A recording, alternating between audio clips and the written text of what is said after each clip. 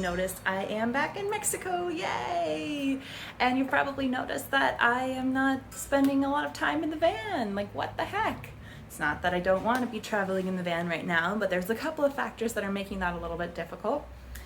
The first one being the fact that it's summer here in Mexico, so it is extremely hot. There was one day a couple of weeks ago when I was luckily still in Europe, it was 50 degrees Celsius, which is 122 degrees Fahrenheit. Imagine being in a van in that. I mean, even parked in the shade. I mean, oof, brutal. So, partially the temperatures, and even though there are some days that the temperatures are great, I mean, this week it's been high of 90s and low of 70s, and it's been really nice. Honestly, in the apartment, the temperature's been pretty comfortable. But the other factor is the rain. So in the summertime is rainy season here in Mexico and some other parts of the world, and it can really rain all day, every day, and some really hard rainstorms, and they just come on like this. And so this week it's been raining almost every single day, and I absolutely love being in the van when it's raining, but it makes things a little tricky for working because the generator cannot run inside the van. The generator has to be run outdoors in order to prevent carbon monoxide poisoning. And the generator cannot run when it's raining because it's a motor. So if I had some sort of maybe like shelter that I could put around the generator and leave like an open part for the carbon monoxide to go out, then maybe that would work, and that might be something that I need to look into in the future. But as of right now, that's not something that I currently have a solution for. So what I've had to do in the past when it rains and I'm in the van is I have to go to a cafe and work. And that's not the end of the world, but it can be kind of tricky with the pets because then they're cooped up inside all day and it's a small space. And one of the things I love about being in the van is, them having the chance to be outside all day. So that's a little tricky. And then, as you know, my cat Chantique gave birth to some kittens 1 month ago, and my dogs they have lived on the streets their whole lives until last year, and so they definitely have that predator drive towards, like, they're fine with my cats. They recognize them, and while they get like curious and excited, they're not aggressive with my cats, and they have learned that. But they haven't learned that with the kittens yet, and they just get into predator mode, and I am very afraid that these little kittens will not be able to defend themselves. And so basically I'm keeping them separate for right now, of course, and hopefully the kittens will be able to be rehomed within the next 1 to 2 months. I need to figure out what is a good time frame for that because I don't want to take them away from their mother too soon. But the moral of the story is I can't imagine, okay, you guys know I had 5 dogs and 3 cats in the van. I can't imagine having 5 dogs and 7 cats in the van. That is insane. So yeah, I have that many animals in the apartment, but I hope it's temporary. I'm looking forward to rehoming Chico and hopefully Soriana this fall in the US, and hopefully the kittens, like I said, within the next month or 2, so that'll be great. But yeah, right now what I have to do is alternate who's out in the living area of the house. So the kittens, I try to set up a blockade in the kitchen, which is usually the cat area because the cats can have access to the kitchen and the back patio. And they've got like their litter box, their food and water, their beds and stuff like that in there. But these little kittens are so smart and sneaky, and I like barricaded every little place I could with like pillows and everything, and they like still find a way to like squeeze in between and get underneath the fridge, and I'm just worried about their safety. So I've just been keeping them totally separate from the dogs. And so what I've been doing is when I let the dogs out in the living area of the house so that they can have some playtime and TLC and some more space to spread out in, I put Chantique and her kittens in the bathroom with their litter box, their bed, their food and water, and the kittens are now using a litter box, drinking water, eating kibble, just regular dry kibble, eating wet food.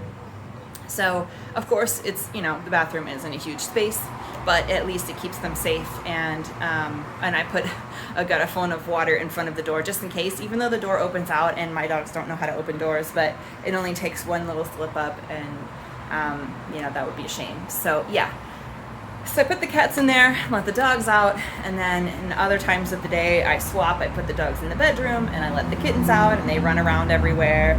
So yeah, we'll see how it goes. I would love to leave the kittens out on the catio, but unfortunately like I said, it's rainy season, and even though the catio has a roof, the rain comes in from all different angles when it's raining really hard, and the whole thing just gets totally soaked. So I don't want the kittens to get soaked. I don't think that would be a good thing at all.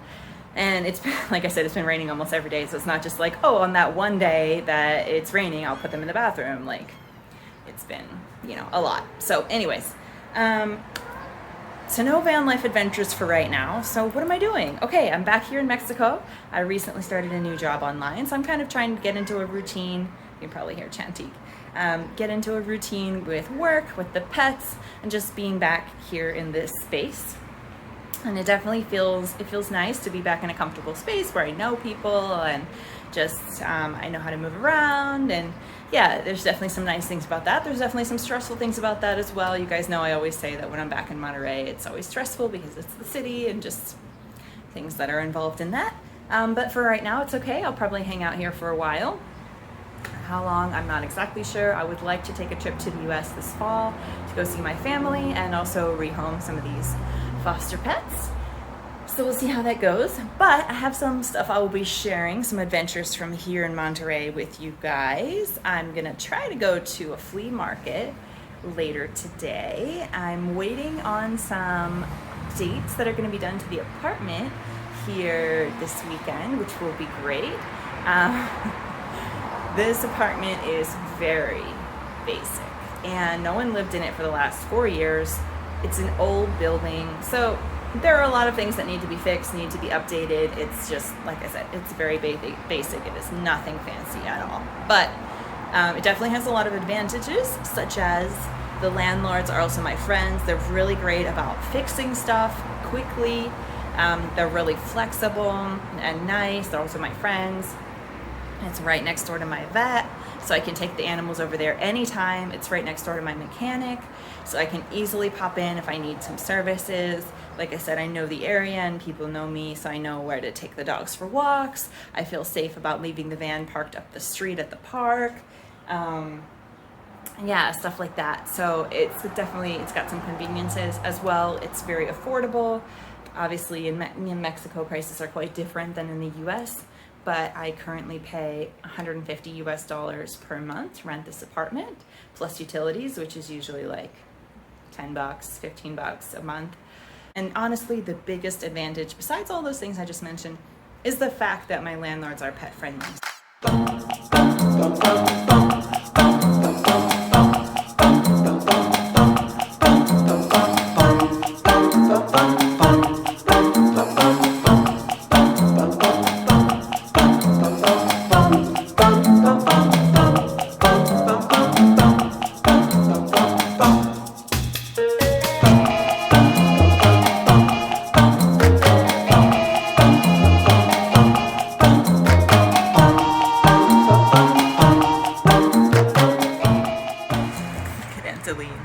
So I didn't get to go to the local market yesterday because there was a mechanical issue with the van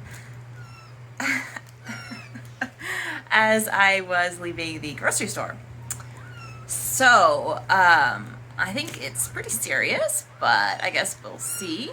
And luckily I was close to home, so I was able to just drive straight home, park the van in its normal parking spot, and I'm fine. The van made it. I'm gonna have to take it into the mechanic and get that looked at. Anyway, it's okay. I'm here. Yes. Okay, you can't really see, but I got my weekend barbacoa, which is like slow cooked beef, and I'm gonna show you guys how I prepare it. And the cats are wanting some. Yesterday I gave them some. So this is a torta de barbacoa. So it's basically a sandwich. And here in Mexico, a sandwich is torta. So it's like a slow cooked beef, as you can see. It comes with lime, so you can just juice that lime. Oh, look, the seed fell right out. And then it also comes with cilantro and onion. So just sprinkle our freshly chopped cilantro and onion on the sandwich. And it also would normally come with hot sauce, but I don't like hot sauce, so I just say no hot sauce. And voila! This is the best I can do one-handed, but you get the idea. Time for a very delicious breakfast sandwich. This cost 25 pesos, which is $1.25. Angeline doesn't even care that it's a thunderstorm. Just hanging out on the catio, right, Angeline?